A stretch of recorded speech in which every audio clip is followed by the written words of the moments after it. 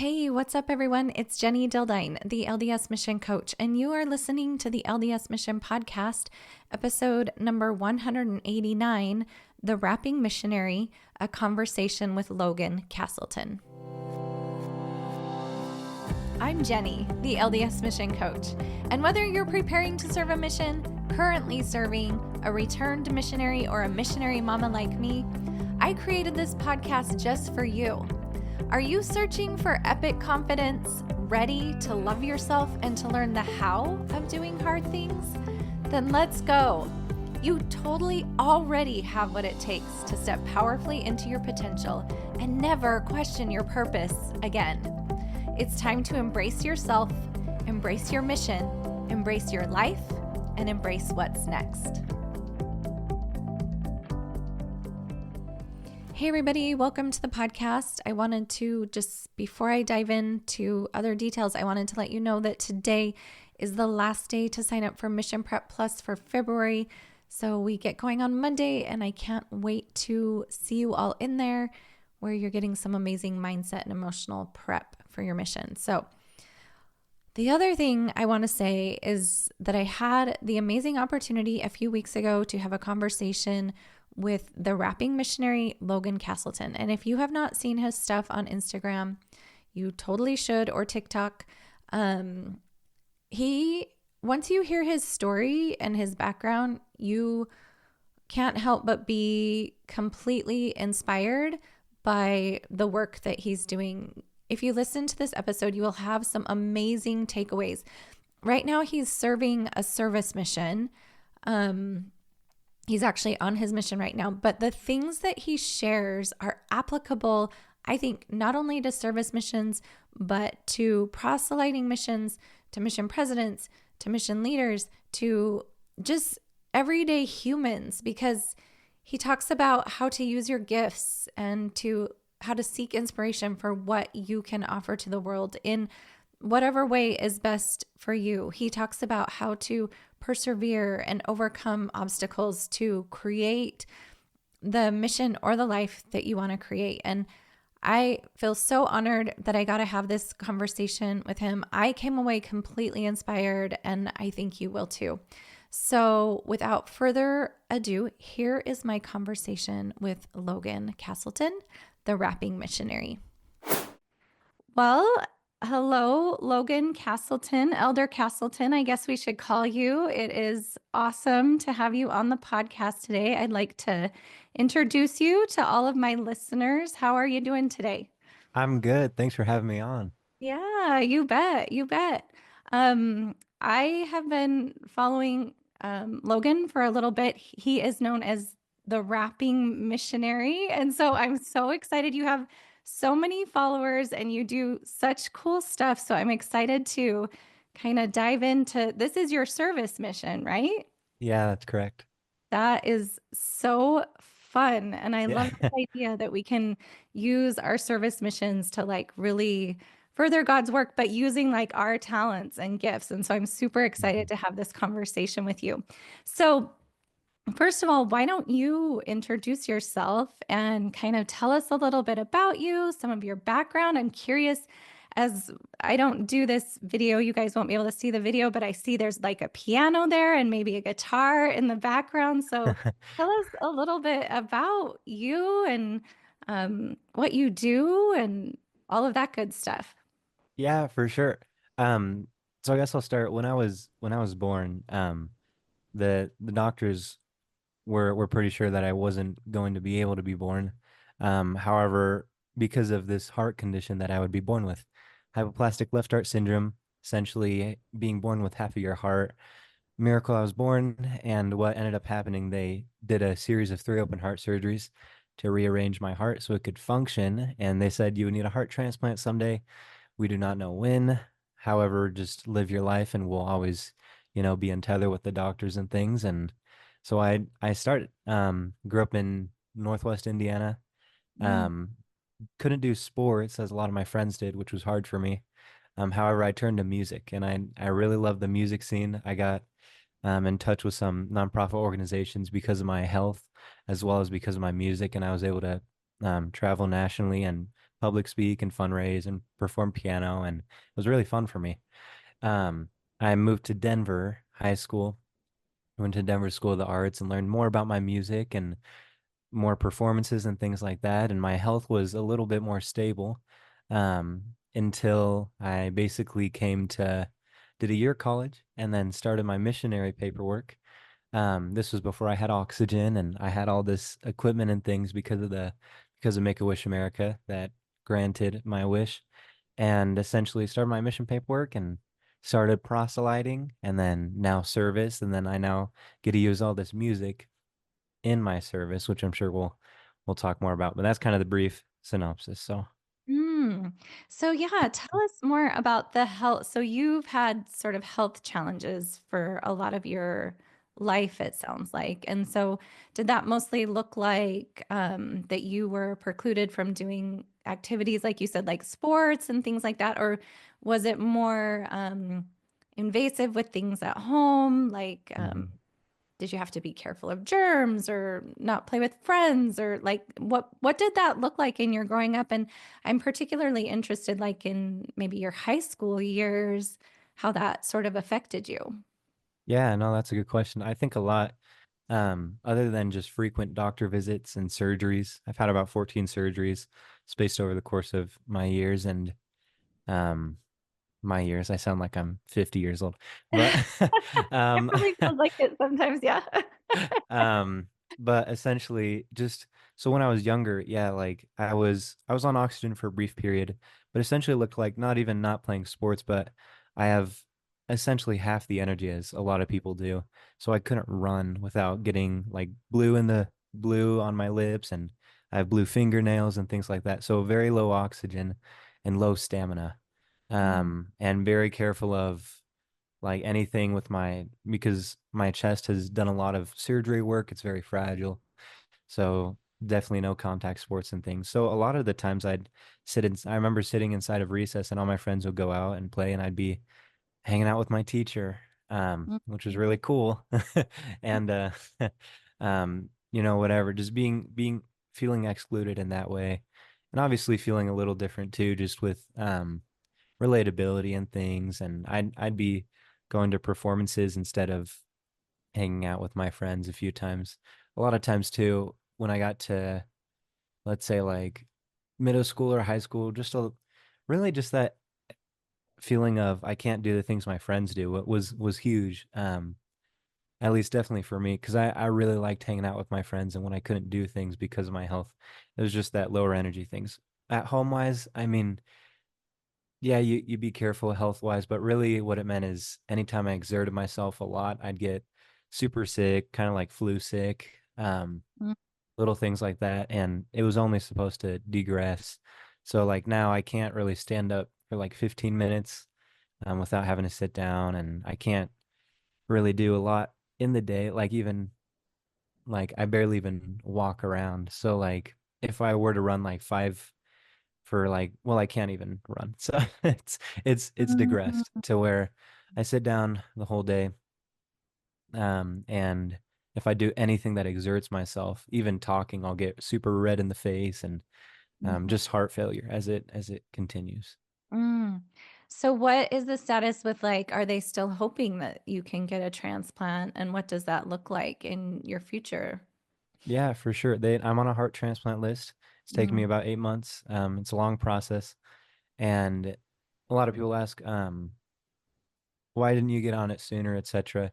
Heart transplants looked at as the last option, right? It's such a risky surgery, mm, such a at least in my case, low survival rate for a heart transplant, mm, that they want to make sure that you've done everything you can to be alive without having that option.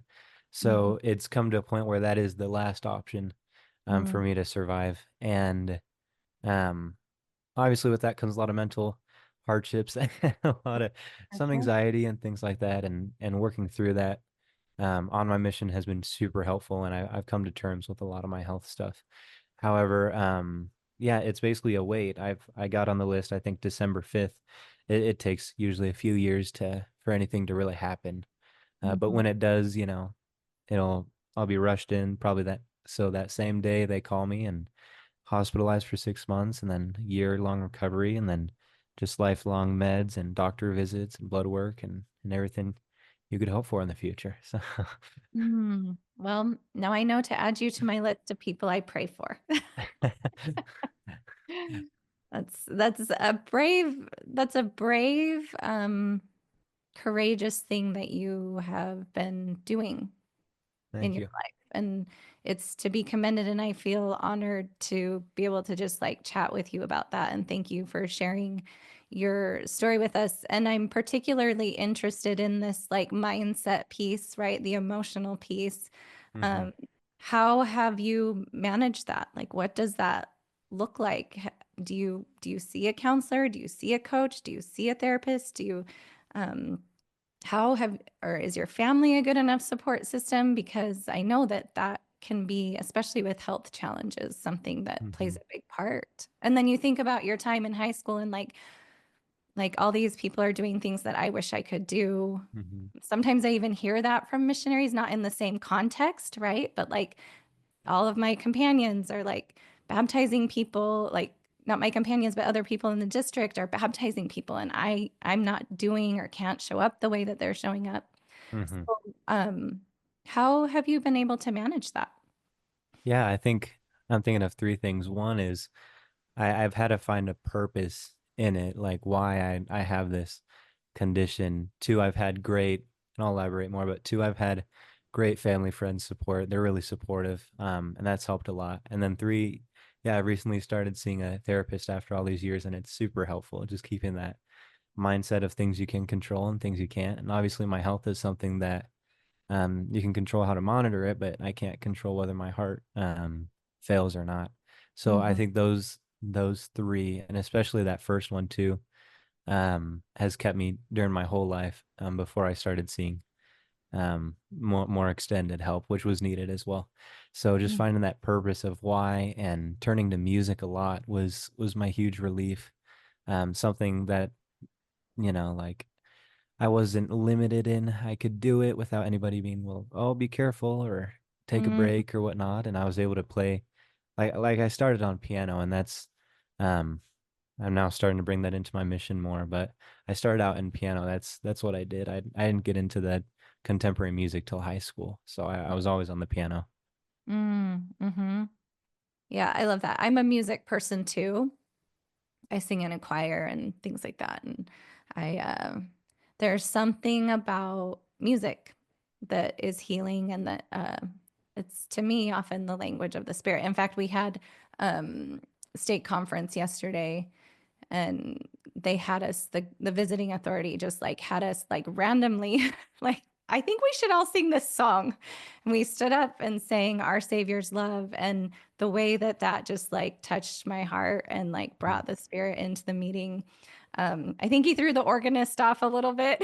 He like hopped up there and was like, hey, would you mind playing this thing? And she was good to do it. But anyway, yes, I wholeheartedly agree with Mhm. music. It's really special. Yeah. Um, so we've had these health challenges. It feels like you were a little bit more stable in high school to the point Hmm. that you could feel like you were going to do a teaching mission. And Hmm. so tell me what that process looked like. And then did you end up transferring to a service mission, or tell me a little bit more about that? Yeah. Because I was established through high school and established meaning frequent doctor visits, a few surgeries. That's my stable. That's your Um, staple. Yeah.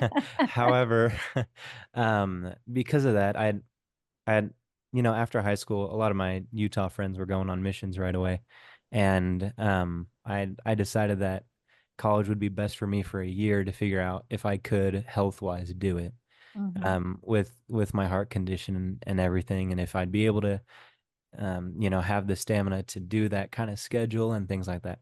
So I did my first year at college at BYU Provo, and I loved it, and it went really great. I had a lot of energy. I was able to do everything. Feel like I was thriving down there. And so we came to our doctors and said, hey, like I'd always known service mission was in the cards as well because of my health. Sure.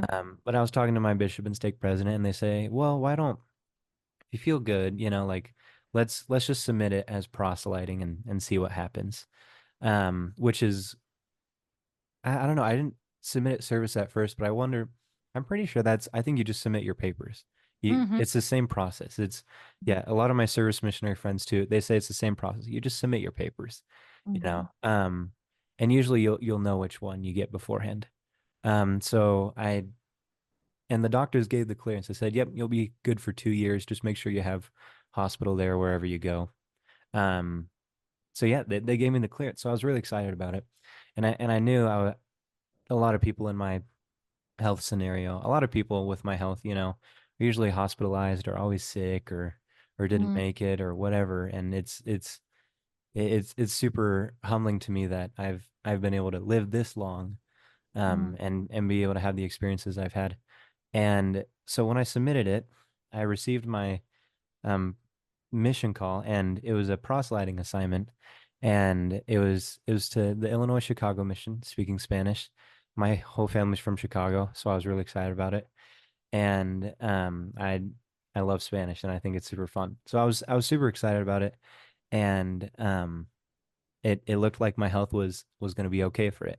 That summer before I left in July, my health was starting to get a little worse, but not to the point where we weren't sure. I talked to my mom about it later, and she said I had a feeling you weren't going to stay proselyting for a while, but I knew you wanted to do it, so I just kind of let you do. There Mm-hmm. wasn't anything stopping you, so I let you do it. So did the pro MTC for 6 weeks, loved it, and then I was out in Chicago for 3 days.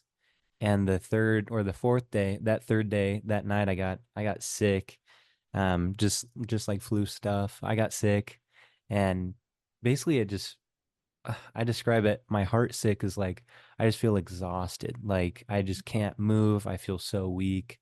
It's just like the lowest energy you can think of. That's how I feel. So I couldn't. I stayed in bed for the next few days, just bedridden, just hanging out and just thinking about my mission. And I knew with the rigorous schedule that proselyting was, that, you have every 15 minutes planned out. I couldn't take a rest, or else I felt like I'd slow down the work or whatnot, or my companion. And even I talked to my mission president about it, who I had wonderful mission leaders in Chicago, and they said, well, even if you work as an office missionary, you're still going to have to make up for it in proselyting later that night. So it's even more work probably. So we counseled Mm-hmm. about it together, and I talked with my parents about it. And it felt that service was the right option for me to be able to get that rest that was needed with my heart. Because I wanted to make that health my priority, and I felt like that was the right thing to do. And so after confirmations and things, those first 3 days though, I had miraculously, we had, remember, I just came in, and my companion said, my trainer, he said, well, we have 3 baptisms this Sunday. Can you speak at the baptism? And then we gave out quite a few blessings those 3 days, and we contacted every way you could think of. And that Saturday, an apostle came to our mission, and I played piano for that meeting. And then I left that Monday. So that whole week and a half was like, if you think culturally, what you expect on a proselyting mission, happened Mm-hmm. in that first week and a half. And a lot of people don't experience that in their whole mission. And I knew, and I loved my trainer and everything, and I'm still friends with him, and we talk, but it was such a good experience that I needed to get out there and to feel like instead of, it was just good for me to be able to do. And I felt I was needed. Um, and I transferred to my service. Basically what happened is, once they got the okay from Salt Lake, so everything they do, service, proselyting, transfers from original assignment to visa, everything is done and approved by Salt Lake, by the apostles. It has to go through a general authority.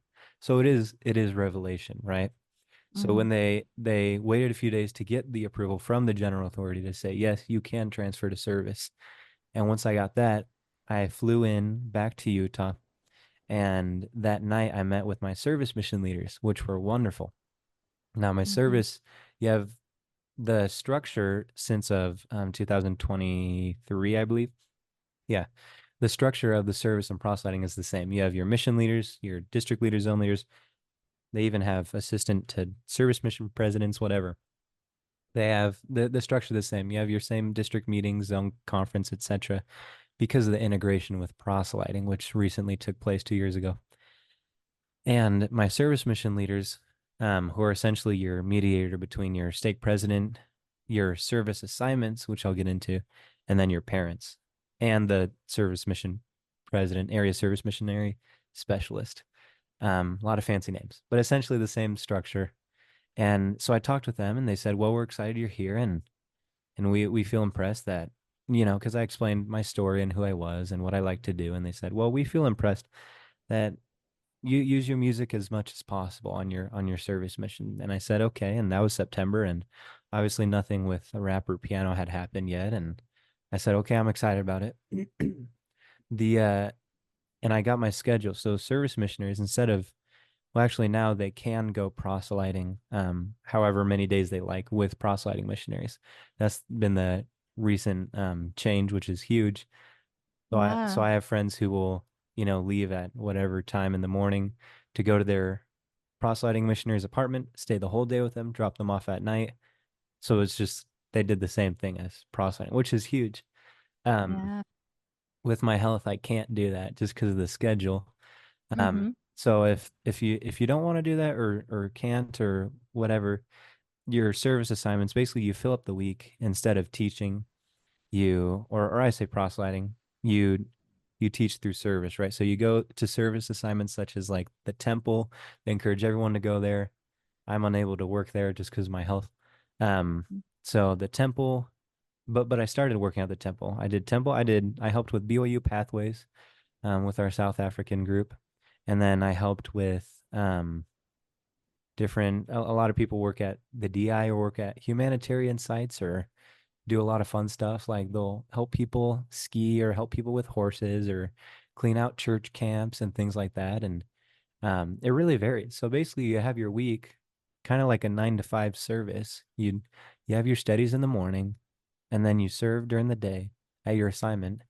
Then you come back, and then you serve within your family, and then you go to bed and do it again. Mm-hmm. And that's the typical structure of a service mission.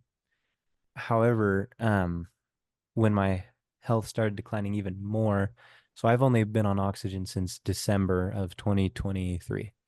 Okay. Um, and and sorry, I'm talking a while. Feel free to intercept with any Oh, that's really good. questions. Thank you. Um, essentially, from September to December, I had a heart surgery in September.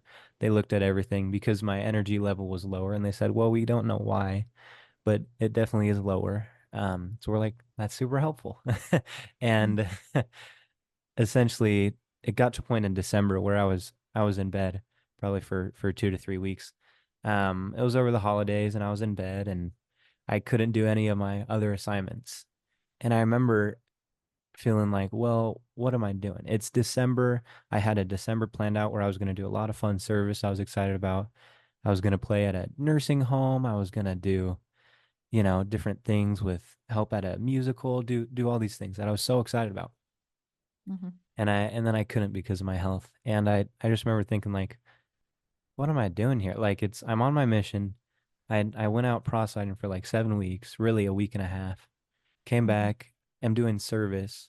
Because of the culture, it was tricky for me to transition because of that false mindset of the service mission versus proselyting. Yes. So I worked through that mindset and found the truth in that. And that's not true. That's what I'm saying. Right. And then now I'm doing this. I'm helping, this senior couple with technology for 2 hours a week. I'm at home with my family a lot. And then now I'm sick, so I can't do anything, and I'm still on a mission. And I was like, well, why? Like what? Like what am I Yeah. doing here? That was December, and I remember a moment where um one of my one of my friends came over and he said, well, we were just talking and things, and he said, well, essentially the impression I received from the conversation and from the spirit was, do I have faith still? Do I have faith to keep going? And I thought about that long and hard. I had a heart surgery in December, and I was put on oxygen, and then I really felt like I had all my assignments canceled except for I work at the Family Search Center, and I was doing nothing all week, just recovering from surgery for that month. But that month, I felt an impression from God. I'd always done kind of music on the side. I'd post on Facebook hymns or something just with my family and friends, and they liked it. And I had an impression that month when I was just in bed all day. It gave me a lot of time to think about just what God's plan for me was. And I thought, well, why don't the question that was ringing in my mind from God was, well, how can I use my music in a different way? He didn't directly just tell me do that. He was like, well, how can you use it in a different way? It's like, well, I could do some like Denver School of Arts. I liked a lot of the like contemporary music, the pop, the electronic, the rap Mhm. scene. And I had a thought. I was like, well, I checked Instagram. I was like, is there anybody doing this kind of thing? And so I looked up Rapping Missionary and I couldn't find anything. And I was like, this could really work. Mhm.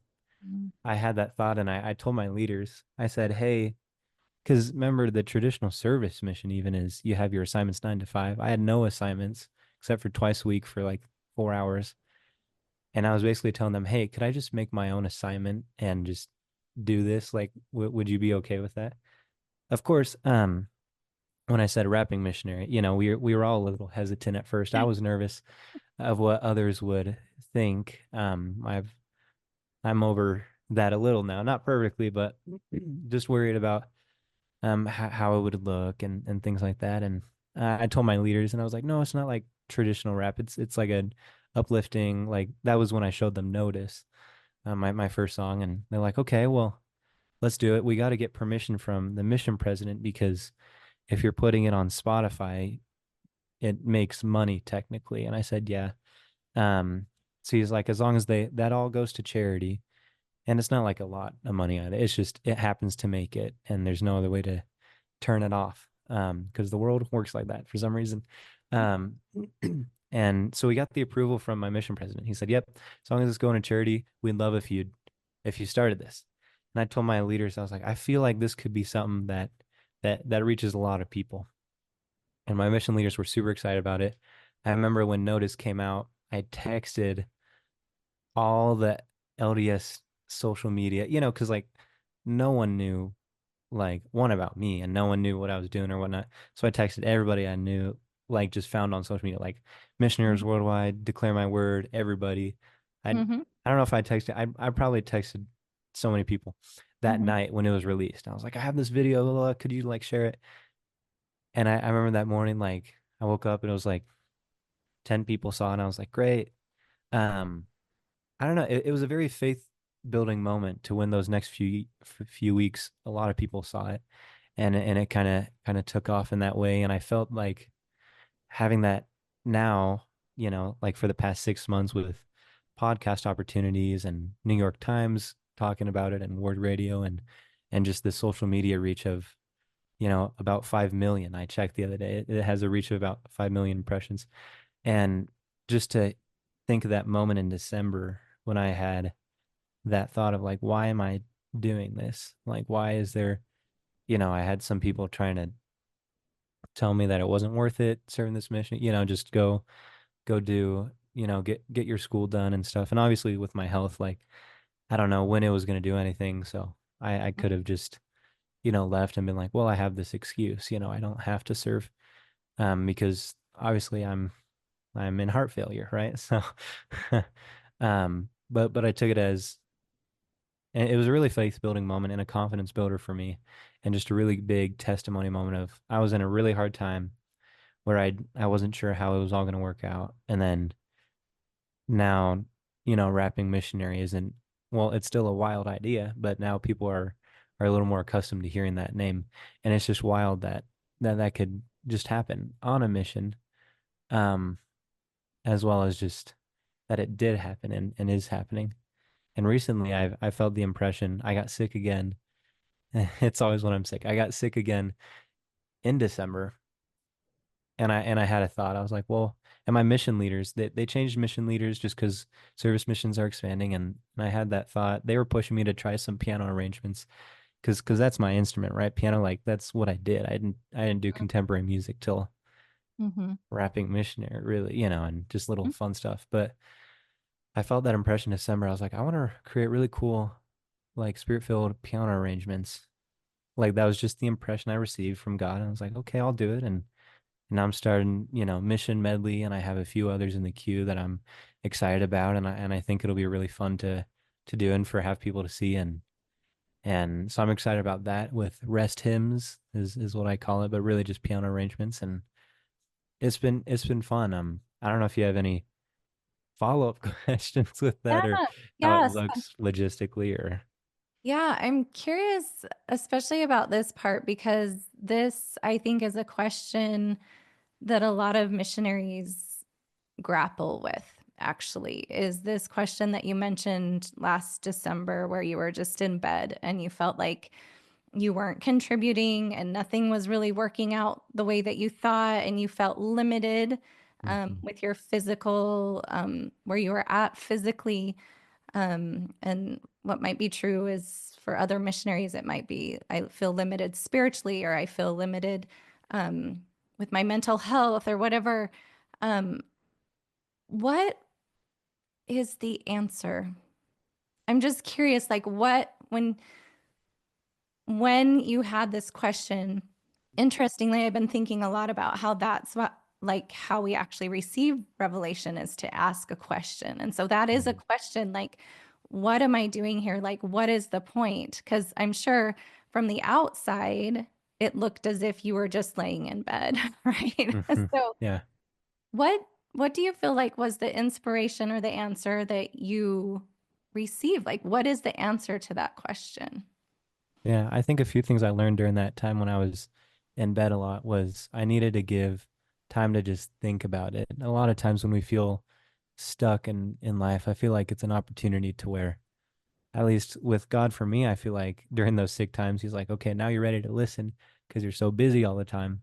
Mm, And you're basically you're being willing to change whatever you thought, right? Like when I had that relation for Rapping Missionary, and that wasn't the direction I was headed in at all, right? Like, but I needed that time to question what I was doing and if that was right. Same with the piano arrangements. I was just full send a rap, and then I had that thought, well, what if I did a variety of things? It's that time to ponder, right? We learn a lot about how Nephi takes time to ponder and how, in a lot of hard times, like wherever, just giving that time to think and to really just not question what you're doing is wrong or anything like that, or being in shame or whatnot. It's just like just thinking about life and about God, and it naturally leads to it. Another thing I've learned is a lot of our desires, I think we feel like any desire I have is of the natural man, and I can't, and mm, it's not good. Like I had that thought, well, is this rapid missionary thing just my own idea because I think it's fun? Yes, but it's also God's idea, right?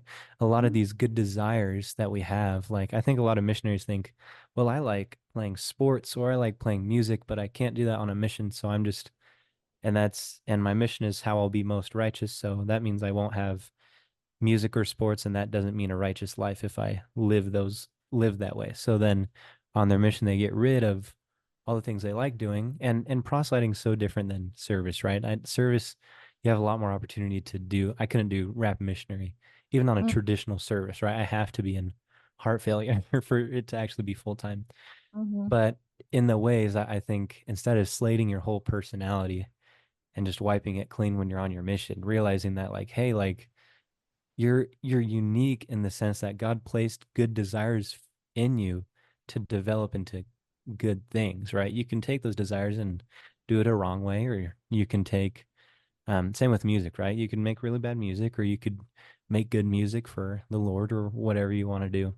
But just realizing those good desires inside of us, no matter what people say, is often placed there by the Lord, right? Anything good is of Him, and mhm. I think just realizing like how can we use that to further God's work more than just like just get rid of that because holiness just means scripture is 24/7, you know. Yes, I love that so much. Yeah, I think that's so important. Like, he wants to use you. He Mhm. doesn't want to use like a copy of your companion or a copy of your Mhm. district leader. He wants to use you, and he's given you those desires for a reason. I Yeah. love that so much. Um, the other follow-up question I had was, so that stigma that hopefully is like becoming less and less with a service mission. You mentioned something about how that was a little bit tricky for you to work through, like, oh, I'm Mhm. done with proselyting and now I'm going to move to service. Mhm. Um, how did you work through that? And what do you understand now that you didn't know before that you would maybe want someone else to understand about a service mission? Yeah, I it's something I still work through in degrees. I think especially here in I mean across members, but especially in Utah where I found a lot of difference. Just that um when I transferred, it was that idea of I was always taught, and I don't think it's anybody's fault. I think it's just what we've always been taught. Like service missionaries didn't exist since, I think it came out 2017, 2018. So we never knew about it. So you're always taught like you just go out on your mission and you have companions and you teach lessons and you baptize people and you do this and it really is all essential for God's work, right? It's Mm. so essential. Like he tells us, right? Baptism is the gate to heaven and whatnot. And so we need proselyting missionaries. Um, Service missionaries, it's hard when we can't see that direct correlation between service and baptism because we're always like, well, baptism is, you know, missionary work. Where President Nelson says gathering Israel's missionary work, right? Anytime you Mm. help someone move closer to making covenants, right? On both Mhm. sides of the veil. We have a lot of service missionaries in the temple and at Family Search, right? Helping people on that side of the veil. And we have a lot of missionaries here that are helping others be more open to the gospel. But that's not, I think the problem comes too when we try to say they're the same mission, they're same in value, but I wouldn't say they're the same mission. I think that's when you run into trouble too, that, or you say, well, or you try to compensate it and say, well, service missionaries are better. Like, no, it's, or proselyting missionaries are better, or whatever. If you Mhm. just acknowledge like they're different, but they're both good in their different ways. Like service, when I finally leaned into service is different, it's good. Then I stopped trying to be like a proselyting missionary on all my music videos, trying to give the Book of Mormon, and I just did good Christian songs, Mhm. And I think when you really lean into that, a lot of service missionaries who transfer from proselyting, and it's hard, especially with a lot of family friend support. Like I'll see a lot of service missionaries who parents haven't accepted it yet. And that's Sure. really hard to where, like parents not accepting, not supporting their child in that way. And Mhm. then how would you expect your child to, unless they're a really awesome person, like how would you expect them to, of course they're going to have some difficulty with it because their parents are saying one thing. But I think the problem is there's, it feels like there's no, what I struggled with is it feels like service missionaries aren't honored as proselyting missionaries are. But is that the point of the mission? Right? I think that's when it's like, well, I just want to like say to someone like I served my mission and they're like, oh, good for you, or I served here and same with like where you served, right? That stigma as well, like just that it's somehow more honorable to serve overseas or whatnot, or it's more honorable to serve proselyting. And I think it's good to address that it does need a shift with people respecting the missions, but I don't think that's the problem. I think the problem is when it internalizes and you feel like you're not a real missionary because the Mhm. respect or whatever, like it's great, but Jesus Christ wasn't respected, right? A lot of people didn't care what he was doing. And even proselyting missionaries, not a lot of non-members respect them. But then when you get to a culture where members start to disrespect service missionaries or proselyting missionaries, service missionaries, or the other way around, then it's tricky because then you're like, well, the people I thought who would support me don't. Mhm. And then you just question yourself. But if you really just have that belief of like, no, like this is, and it's so internal, right? It's so internal that belief. But I hope that sums it up Yeah, briefly. But for sure. And I love this is something kind of that I teach on the podcast, right? Is it really is internal. Like you're going to always have people saying things about whatever and about, your mission or if you could have done better or done different or done more. You might even have people on the mission saying those kinds of things that you should be doing better or different or more. And Hmm. Um, really, if you can just bring it back to you and God and um, really trust and I love that you have mentioned faith, like the Hmm. faith to just be like, I think I'm gonna be a rapping missionary, right? Like that really takes so much courage and faith to do Hmm. something like that that's never been done before. So yeah, Hmm. that makes a lot of sense. And I think too, when going into, your proselyting or service mission, just doing it, just one, getting out there, but then staying there, it really helps you develop that testimony of why you're here and things like that. A lot of service missionaries, like if they transferred, if they start proselyting and let's say they have a decision to end early or to, Mm-hmm. sorry, not end early, just to finish or to Time of continue service, or missionaries who have the opportunity to go service, not proselyting, but go service and choose not to. That it I respect everybody's decisions, right? And I just hope they're not saying no because they feel like it's a less honorable mission, right? mm, Do what works for you. Like if you feel like finishing now, that's great. If you feel like not going out, that's okay. Like it's not a saving ordinance, a mission. It's not, it's a great opportunity and there's other good opportunities. But don't say no just because you feel like, well, your friends will make fun of you, or it's somehow deemed you're weird, or whatever it is, right? Because I think we're getting out of that phase to where we're seeing, one, like social media is a huge push with missionary work right now. Like we're seeing a lot, especially from the member side too, right? All these um social media people going out, but um it'll take some time to shift, right? And it's nothing we can condemn or judge or say. And it really is, like we were saying, just how you go about it, like your internal.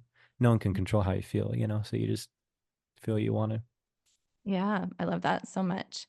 Um, I love this idea that we can like further God's work with our own talents, with our own story, with our own abilities that I really feel like are divine, that our heavenly parents have given us.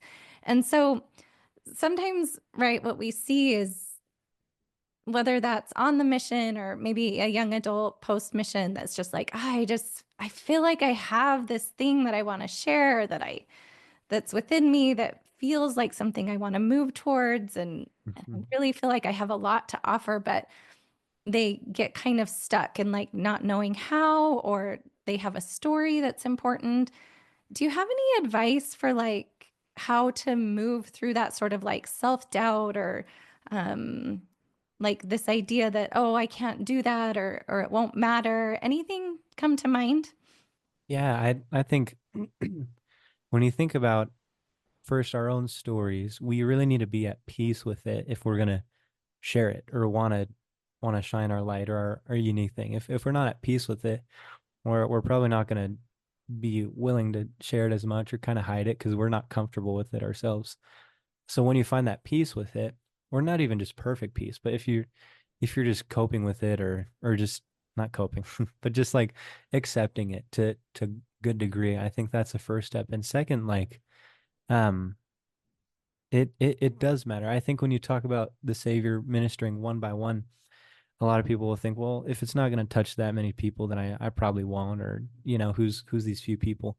God's put us in, and I call them like spheres of influence, where like we have opportunities to impact people in our own lives because of the gifts or abilities or personality we've been given, Mhm. and spiritual gifts and whatnot. And I think coming to terms with like your sphere of influence is going to look different than mine. Like the prophets is huge, right? Like I don't, not a lot of Yeah. people have that influence. Yeah. um, so we're like, well, then what's it magnifying my calling if it's not going to touch all the membership? I don't know, whatever you think. Mhm. But even little things like, well, I'm not in the bishopric in our ward. I can't, minister. I'm not even, a Relief Society president or whatever, activities day teacher, but you can still impact the people in your life. Think about the people like you work with or go to school with or interact with daily, or missionaries, right? Like the people you see on the street, you're always encouraged to talk to everyone because that's your responsibility, and that's your accountability, right? And that influence. And I think just so that's two. So first is, coming to terms with your own story. Two is like understanding who is your sphere of influence. Maybe it's your family. Maybe it's just that one friend who you met a while ago that you feel like you should talk to again. And then three, just understanding when you're connected to Jesus Christ, right? That's how you can do the most good. Um, so having that connection with Jesus Christ, it's not a, well, I've read my scriptures every day in my life, so that's how I'm connected. It's a relationship, right? I feel his love at times, and sometimes I don't, but sometimes I feel good, and sometimes I doubt, but then I get through it and I feel him helping me. Like that's the relationship, right? We're talking about. And then asking him, well, what things are special to me? Maybe like, because a lot of people will look at things like me or something. They're like, yeah, well, you have a musical gift. That's different. I don't have any like visible talent. Like I can't see. Like I'm a nice person, but I live my life where I go to work and come back and take care of my family and think whatever. Um, First, family responsibility is so huge, right? Way more important than music.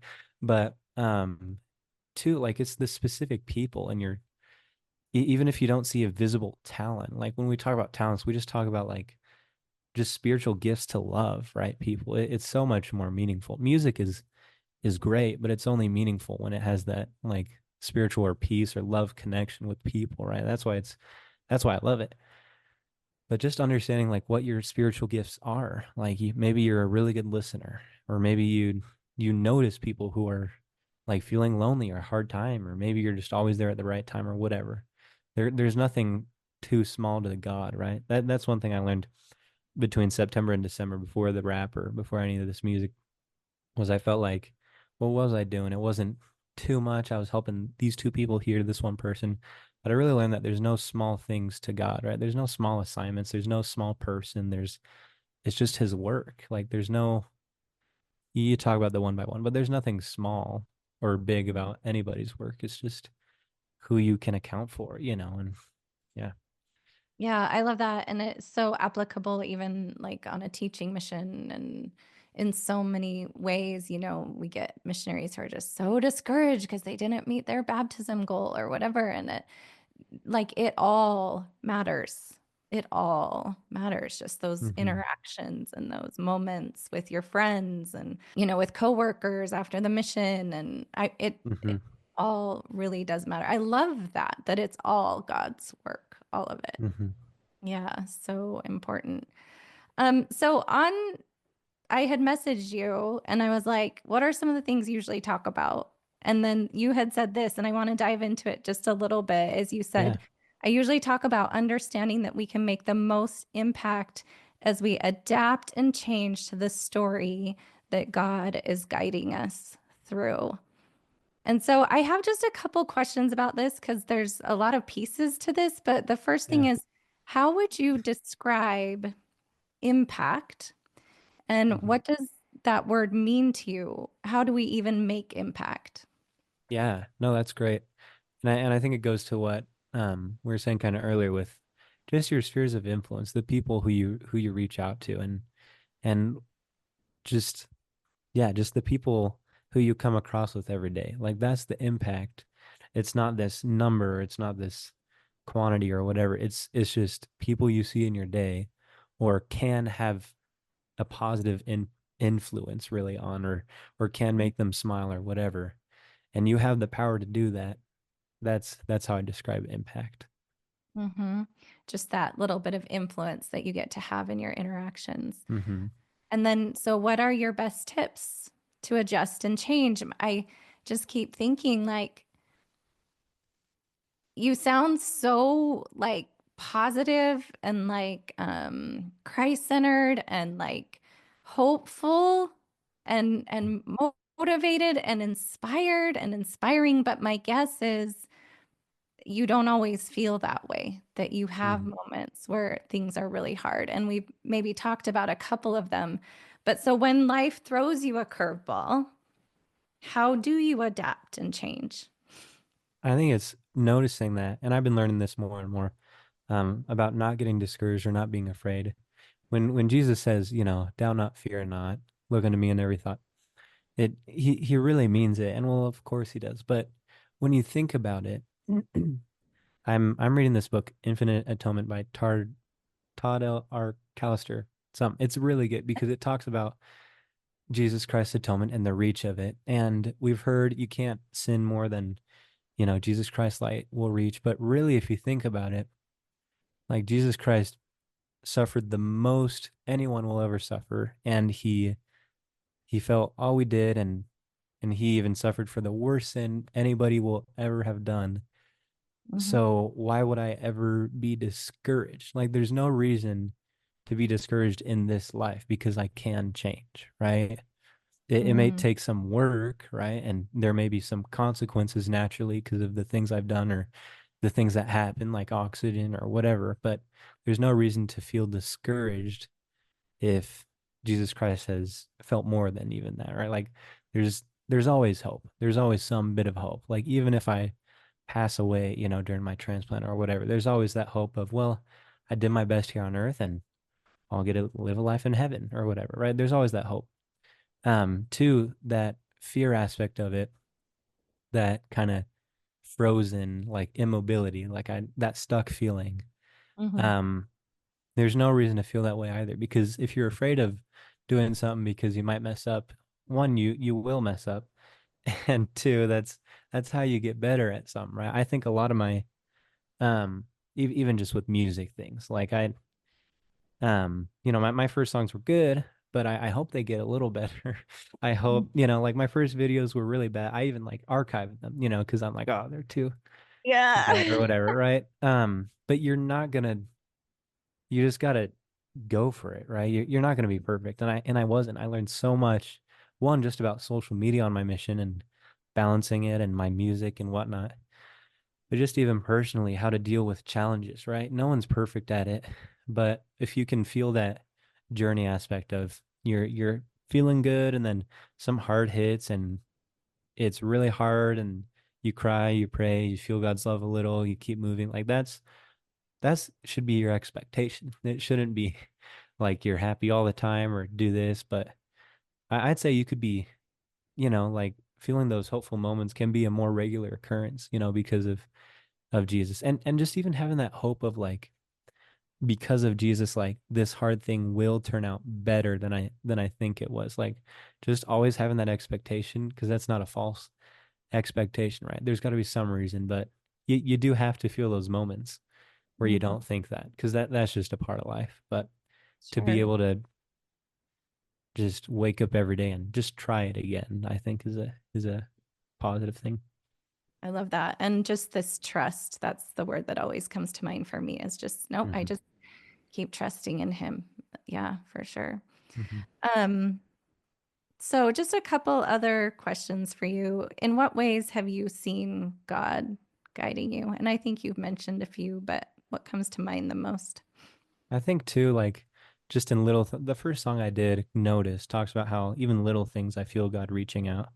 And it really is that like I'm like, let's say I'm like, I don't know, interacting with someone and I feel the need to say something, or they say something to me that I've been thinking about for a while, and I'm like, oh, that felt like God speaking to me, or little things like I'm making a song and I feel I need to put this specific note here and change an editing thing or what, it just super tiny things, like I just feel like, oh, that's a good thought. Let me do that. Like just the little things edging me along. And I think when you get to a point where God trusts you enough to, maybe you won't feel that inspiration all the time. You're like, well, I'm just kind of doing what I feel is fun and right, and that's good. And you'll notice these things, these confirming spirits along the way, like, oh yeah, oh, I do feel his love. I'm on the right path, keep going. But he doesn't want us to force us into every decision we ever make or all, we turn to him, but we got to just act for ourselves a lot of the time too. I've learned a lot.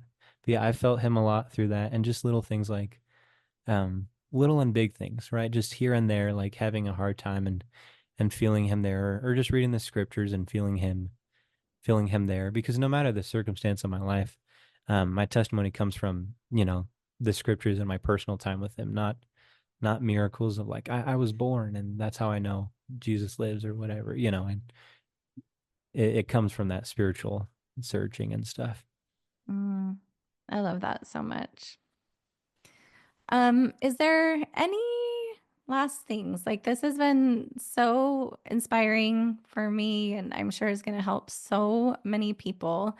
Is there anything like that you feel like is left that you would like to share about service missions or anything else? We've got mission leaders that listen to this podcast, Mhm. missionary parents, anything that comes to mind.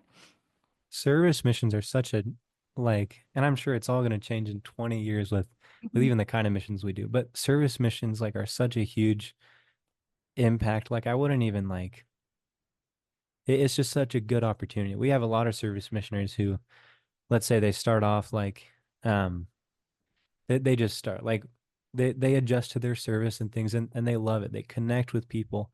We have such a good, at least where I am, like a good service missionary community just with service missionaries. We all support each other, and you get like the cool part about it is like you get time, you work your own schedule, right? You don't have a companion at home telling you to do what. Like you wake up and you study your scriptures because you want to, and then you go, and we have virtual companions, just with like me and another missionary on FaceTime. We'll study, and you really get to learn how to apply the gospel. And I just wouldn't look past a service mission. Like it's such a good opportunity for a lot of, like, especially if a lot of people are thinking, well, is it worth it at all, or is it just not as good as it could be, or proselyting? And yeah, it's definitely worth it. You have a lot of missionaries build up their confidence, their friendships. A lot of our service missionaries didn't have a lot of friends before, because they were looked at as different or whatnot. Mhm. And you find people that look past stuff like oxygen, and looks, at who you are and what you like, and finding connections. And it's just such a good like confidence builder. And obviously the important part, Jesus Christ, right? Just sharing testimonies and learning more about him, and having weekly discussions, and just always doing service with Jesus Christ's name on your um as a tag, right? Which you won't have for a while. It's Mhm. such a good opportunity. Like if there's any parents considering, well, should we or should we not, or maybe they're borderline proselyting service, just talk with your bishop, and just submit the paperwork, because Salt Lake will make that decision too. Like they, not Salt Lake, the prophet, the prophet will make that decision too. Um, yeah, it's just such a good opportunity. And any like mission leaders too, like transferring proselyting to service, encouraging them to go the service route if their circumstances permit. We have service missionaries who work 2 hours a week, and we have Mhm. some who work 40 to 50, right? It's like depending on your health circumstance, right? I do about like 15 hours a week. Um, Mhm. it seems a lot more than that because all my videos are online. That's why I like Mhm. it. I feel like I'm working 24/7. But there's not like a maximum or like a minimum you have to hit with your mission. It's just no school, no work, no dating. Those are the three, and then Mm. being worthy. So those are really the only regulations, and it's just such a good support system. But yeah, don't look past the service mission, and yeah, that's what I'll say. So Mm, so good. Well, thank you so much for coming on. Where can people find all of your good stuff? It sounds like you're on Spotify. What else? hmm yeah, if you type in Rapping Missionary on Google, you should be able to pull up the website. And that my website, rappingmissionary.org, will link to all my social media links, Instagram, Facebook, and stuff, and then all the Spotify, Apple Music. And you can also follow my health story on my website. I have different social media platforms for that.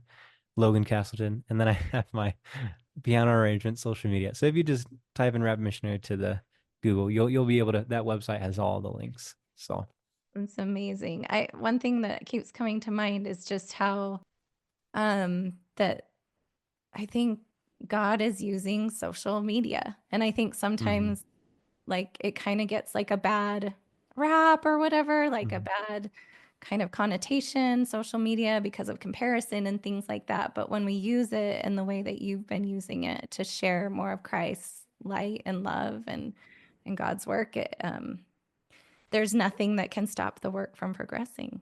So it's pretty yeah, awesome. so cool. Okay, thanks so much for being here. Yeah, well, thanks for having me.